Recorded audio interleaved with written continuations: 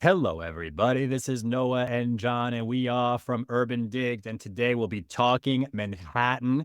And Johnny, I'm excited about today. I have a colleague I've known for many, many years, Joan, at the agency, 16 years in the market. She's got a team of five, does a lot of business, tells it like it is, which is exactly what I want on this show. Boots on the ground, real, unbiased, neutral market pulse. And Joan, first off, thank you for joining us today. And I'm going to go right into it, Joan. How is the state of the market today? So I follow your market. I follow your data. I'm a huge fan of Urban Dig. So I know the data showing the market's not doing that great. Not a great time to be in real estate. Contracts are down, deals closing are down, but we're having a steady slow flow of business. We're having a much better year than 2023. So 2024 started really strong. When we thought that mortgage rates were going to be dropping, the Feds announced on December 15th of 2023 that rates would be dropping probably in March. On the, in the rearview mirror in June of 2024, we know that didn't happen. We also know they didn't drop in May. But at that point in, January, February, we had a lot of buyers who'd been sitting on the sidelines. They've been sitting on the sidelines through 2023. But even hearing that rates would be dropping inspired the cash buyers to get their deals in now because they had the expectation that if rates were to drop, there would be a lot more buyers and a lot more competition in the buyer pool. And we also have a lot of savvy buyers who are financing and understand that they can refinance at some point when rates go lower. So they were jumping into the game too. I even had a buyer cancel their winter vacation because they said, we got to lock it in now. We got to get our apartment now. Now, this was back in January, February, March, or this is today that No, you're that talking was about? January, February, March. Okay. That was January, February, March. That's how we started the year. We started the year very strong. And even though rates didn't drop, even though we don't know when rates are going to drop, I think two things happen. One is people, they accept, there's a greater sense of acceptance. So rates started increasing in June of 2022, and people were waiting for rates to drop and say, okay, I'm going to be on the sidelines because rates are going to go back down. Well, the reality is rates haven't gone down. They've even gone up since then. And it's unlikely that rates are going to go back down to these historical lows of 3 or 4%. So partly people are accepting the reality. Either they're choosing to jump in the game and say, this is a great time to be buying because the reality is I need to move somewhere. There's only so long you can have that family of five trapped in the 2-bedroom apartment, or so long that you can be paying rent at the really high rates in New York City. Right, and so are you seeing any excitement on the buy side right now? I mean, you mentioned people were canceling vacations to come back. Are you seeing that net right now as we enter the summer season? Are you seeing some excitement on the buy side? That's a good question, and sorry to interrupt. I'm not seeing that same, like, fervor of, "I've gotta do it now because something's going to change." So, there's not that fervor, but there is kind of like a recognition of, "I need to buy an apartment. Rates aren't going down. If I need to refinance later, I can refinance later." The the issue that some people are having is, there's an affordability crisis, particularly in a market that is so dependent on co-ops and co-op board approval, and they need to have a debt to income ratio of usually 25 to 28%. So the high rates really do impact their affordability. We do have some people who are moving toward condos, which is strange because condos are more expensive than co-ops, but I think that they don't have the same issue about board approval. Right. So, okay, Hey, so let me Joan. ask, is it Oh, yeah, go ahead, Noah. no, go ahead, Johnny. Well, I was gonna ask, I mean, so when we look at I mean, you mentioned, the mortgage rates are high, and I think that's one of the things that a lot of people have been talking about is that mortgage lockup. It kept a lot of folks sort of on the sidelines, and you're starting to mention how for a lot of buyers, that time is sort of eating away at that idea that like, all right, I know mortgage rates are high, but I like you said, I have to make a move. And, there are definitely some considerations around doing that. But I'm looking at the sell side now, and I'm thinking, all right, well, that mortgage lockup is still in place for a lot of folks, but we're starting to see some sellers come back, right? Inventory is a little bit higher than it was. We're kind of, ticking up. Who's selling today? Great question. So what we're having, some people who need to sell. So we have estate sales, divorces, people who are moving for work. So they're moving out of town, so they need to sell. So it's kind of that need. Certainly people with low rates are much more inspired to stay where they are. And that's why inventory has been low. But we're also starting to find that some people who locked in ARMs, adjustable rate mortgages, 10, 15, 7 to 10 years ago at low rates, they're starting to come due at much higher rates. So we also have people who need to refinance. We also have people, I work with a lot of people who are in real estate, either investors or developers, and they have loans on other projects that are coming due. So they need to cash out on something. So sometimes it's this, residential property they have in New York City. Hmm. So we're starting to see, it's interesting to talk about the refis, like all those people that took out ARMs in the last 5 or 7 years. I guess people mostly take, 10 and under kind of a thing, 5 to 10, I would assume. And yeah, we're getting into that period where like we're in that almost 4 or 5 year period from those lows, right? And I didn't think about that these guys are refinancing into this much, much higher environment. And how's that going to affect it? So we're starting to see it now, but we're going to see a lot more of it in the future, in another 7 to 10 years. Yeah, and in terms of the investor developer side, just to follow up on this really quick, is this something that you're seeing? I guess they have to liquidate a condo here or there to come up with help for their property or the development. Is it widespread, or it's just kind of, I'm starting to see it here, I'm starting to see it there? It's something that I've noticed in my business, and it's not just like one or two, it's like, a bunch of people. And it's obviously everybody has their own story. And sometimes, they have to look at their overall portfolio. Where does it make sense for them to sell? It may be, backing out of the project that they're underwater on, or it may be, let's just take cash from this property and put it into that one. Gotcha. And I'm sorry, before we go into the next question, Johnny, I don't mean to interrupt you. I want to ask one more thing on that buy side that we had before. Are buyers, are they aware that prices have come down? I know we had a little recovery probably in February and March, but I don't think that went too far. Are buyers aware that prices came down, or are they still thinking prices never came down and I'm waiting for them to come down? So, there's always what the perception is, what you read in the news. So you read in the news, oh my gosh, nothing's happening, the market's down. So people feel like prices are low, where we know in reality, from following your data from UrbanDigs, that prices really aren't down that low. But almost every single buyer, at both the ones that we represent and when we're representing sellers, has that initial offer that's low. And I'm seeing that more and more in this market. It doesn't mean that they won't come higher, but they just want to see if there's an opportunity to get a deal. Yeah, they're testing. We really have to coach our sellers not to get insulted by it, because it's, How do you do that? I explain, like, listen, you've been on the buy side. Everybody wants to get a deal. It doesn't mean that they won't come higher. We're glad to get an offer. Especially in this market, we're glad to have a buyer in place.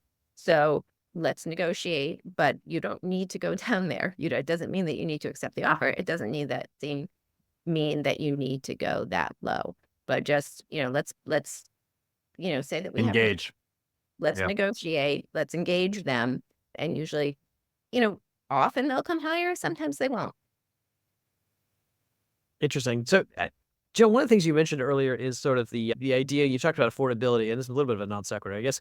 But I'm interested to see about how rising rents, because one of the things we've talked about, in our weekly updates is how rents are starting to hit record highs in Manhattan. They're pushing record highs in Brooklyn, and I'm wondering, are you seeing any of that filter through to the buy side? Are you seeing people who have hit high rents who are like, all right, time to buy? This is one of my favorite topics to talk about, and it's parents helping their adult children to buy property. Some people might find this controversial. I happen to think the reality is, that most people who are paying rent in New York City are paying way too much rent. They're paying way more than, 30% of their income toward rent. It's 50%, even more toward rent. That's too high. It's not sustainable, and they're not able to save money for the debt payment. So if families are able and they have the funds to do so, I would think it's a great idea for parents to be helping their adult children. I want to say adult responsible children with jobs, with income, who will pay their mortgage or at least pay the common charges or taxes, to help them buy that first home. If it's buying it outright and renting it back for them at a reduced rate, or giving them a gift toward a down payment, or co-purchasing, whatever that scenario is. And there's lots of different considerations, both in terms of your own financial values, in terms of the child's financial position, in terms of the adult's financial position, their tax issues. There's a lot of issues, but it will be so helpful to that child for their long-term financial security. So studies show that people who buy a first home when they're in their 20s are in a much better, much more stable financial position in their 40s, 50s, and 60s. So if you're planning on leaving your child an inheritance at some point, it may be a lot more valuable to them today than it would be, when you die at 120. Yeah. I mean, I'm curious, how is that often that you see parents gifting or helping? I mean, I was fortunate enough to have my father, rest in peace. He helped me out of my first purchase a while ago, back in, I think it was 2001. And when I sold, I was luckily in a position to pay him back with interest and give him at least a full circle on that. But I was so grateful for that. And you mentioned on our prep call that for anyone that's looking to maybe think about this or structure this, that there might be a tool out there that could help you. Could you please go into that? Sure. So Elise Levy of Citizens Bank has this amazing tool. It's a rent versus buy calculator, and it takes like a 7-year time frame, looking at current rents and current purchase scenarios, and tracks them and takes into account all of these different considerations, like how that same down payment would be performing in the stock market, like rent increases, like tax deduction, and looks at those over 7 years. And across the board, we've done this with like studios with 1 bedrooms, 2 bedrooms. Across the board, you end up in a much better financial position. You've built equity over time, and if you purchased rather than renting, and because renting, you're literally flushing the money down the toilet, and it's a lot of money. If you have a $5,000 rental, you are flushing $60,000 down the toilet, never to be seen again, getting no equity from it. So and obviously these numbers were a lot more compelling when the rates were 4% than they are today, but they're still compelling. Right. It's still important. So, Joan, you've covered a lot of ground today. And I just want to say, one of the nice things about talking to a professional like you is that we can just throw questions at you like co-op condo, rents, all these kind of things, parents buying for children, and just like, oh, well, let me talk about it. And I have a lot of questions about that. I guess the first one I want to ask you is just, we love data. So I want to know what your data diet is every day. Like, what kind of things do you use to keep it on top of the market? And topics like this, right? So you discovered this rent versus buy calculator, right? That's an additional resource. So you're out there, you're finding these things. I'd love to know sort of how you do that. And the second is, I just want your advice, like for the new agents out there who have been in the ground, and this is you're really starting in a tough environment. So if you can conquer it here, you can really conquer it anywhere. So I'm just curious what your advice to new agents would be, given the current environment. Okay, so first, the data diet, it's a great way of asking it. I can't say this enough. You guys have such a great tool. So I use it for myself, in terms of listening to your Friday Manhattan market update. I also love your Monday and Tuesday calls. I find them really valuable. And I think that we're covering things, like market conditions that, and I've actually said this to members of my team, you might not understand it, but just keep listening, because then you'll understand it eventually. So I find that really helpful to kind of have this bigger picture of the market. I also love Jonathan Miller. He has a weekly email blast that I find really helpful. And I look at the Street Easy hot sheets every single morning. So that's all the new listings that have come in. I don't open every single listing, but I think it's really, I'll scroll through to see what might be relevant to one of my buyers or in a neighborhood or building that I'm really interested in.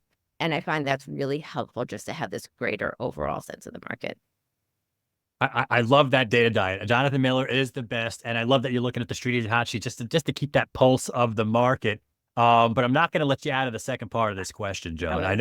I know there's new agents out there that would love to. If you were to talk to the Joan Kagan of 16 years ago, knowing everything you know today, what would you tell your earlier, younger self 16 years ago to focus on, maybe to help yourself out a little? Yeah, I would definitely tell myself not to give up, because I think that, especially those early years, it's hard. Like I started in 2008, which is like the punchline to a bad joke.